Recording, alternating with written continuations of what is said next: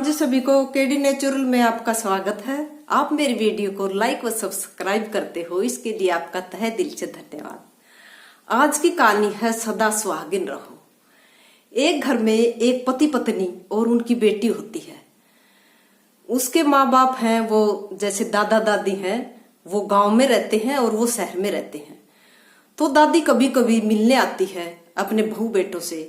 तो वो छोटी सी लड़की है, वो देखती है जब उसकी माँ दादी के चरण स्पर्श करती है, यानी आपके सास के चरण स्पर्श करती है, तो वो कहती है सदा सुहागिन रहो बेटा।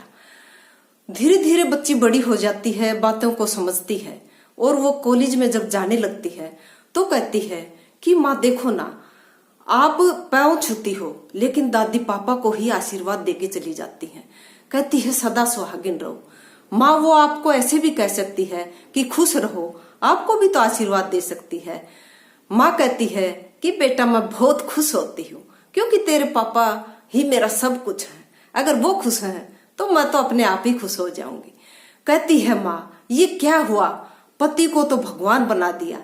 खाना बनाओ तो उससे पूछकर क्या खाओगे, पापा से पूछते हो आप। कहीं बाहर तक जाना हो तो मैं वहां चली जाऊंगा। अगर अपने मामा के घर जाना हो, अपने पीहर जाना हो, तो क्या मैं अपने पीहर चली जाऊं।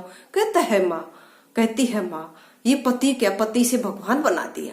कहती है बेटा इसी में सबकी भलाई होती है, लेकिन तू अब इन बातों को नहीं समझेगी। जब तेरी शादी हो जाएगी ना तब तुम्हें समझ आएगी। समय के अनुसार बेटी की शादी हो जाती है और बहुत ही अच्छा दामाद मिलता है। दामाद का नाम होता है रवि और बेटी का नाम होता है किरण। दोनों की बहुत ही अच्छी खूबसूरत जोड़ी होती है। दोनों बहुत ही प्यार प्रेम से रहते हैं। अब तो जब बेटी फोन पर बात करती है तो माँ को अपने हस्बैंड की ही सारी बातें बताती है। माँ बहुत ही खुश होती है लेकिन मन ही मन सोचती है कि देखो अब इसको सब समझ आ गया। 1 साल के में अंदर ही उनको एक बेटा हो जाता है। उनके जीवन की खुशी में 4 चांद लग जाते हैं। लेकिन फिर एक भूकंप आता है, भूचाल आता है। पति का एक्सीडेंट हो जाता है, यानी दामाद का एक्सीडेंट हो जाता है और बेटी संकटों से घिर जाती है। 3 दिन हो जाते हैं। माँ को फोन लगाती है कि माँ ऐसे ऐसे एक्सीडेंट होगा। माँ भागी भागी वहां पर जाती है। वो अपनी बेटी और द्योते को संभालती है और दादी भी उसी दौरान वहां पर आ जाती है। जब दादी वहां पर आ जाती है तो पोती उसके पैरों में गिरकर लिपट कर रोने लग जाती है। कहती है माँ जो आशीर्वाद दादी मेरी माँ को देती थी ना, वही आशीर्वाद आज मुझे दे दो। मेरा इस दुनिया में कोई भी नहीं है, मेरी दुनिया उजड़ चुकी है। दादी रोते हुए कहती है सदा सुहागिन रहो बेटी, ऐसे। और माँ भी खूब रोती है। उसको जो ही वो दादी ऐसा आशीर्वाद देती है तो नर्स आती है।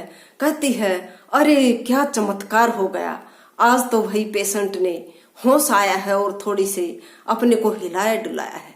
तभी वह भगवान का बहुत बहुत धन्यवाद करती है वो पोती और दादी माँ के पैरों से लिपट कर फिर रोने लग जाती है। कहती है दादी माँ मैं बहुत बड़ी भूल कर रही थी। बड़ों का आशीर्वाद है ना, ये बहुत बड़ी ताकत होती है। बड़ों में भगवान जितनी ताकत होती है। इसलिए सभी को अपने बड़ों का आशीर्वाद लेना चाहिए। अपने माँ बाप को हमेशा ही खुश रखना चाहिए।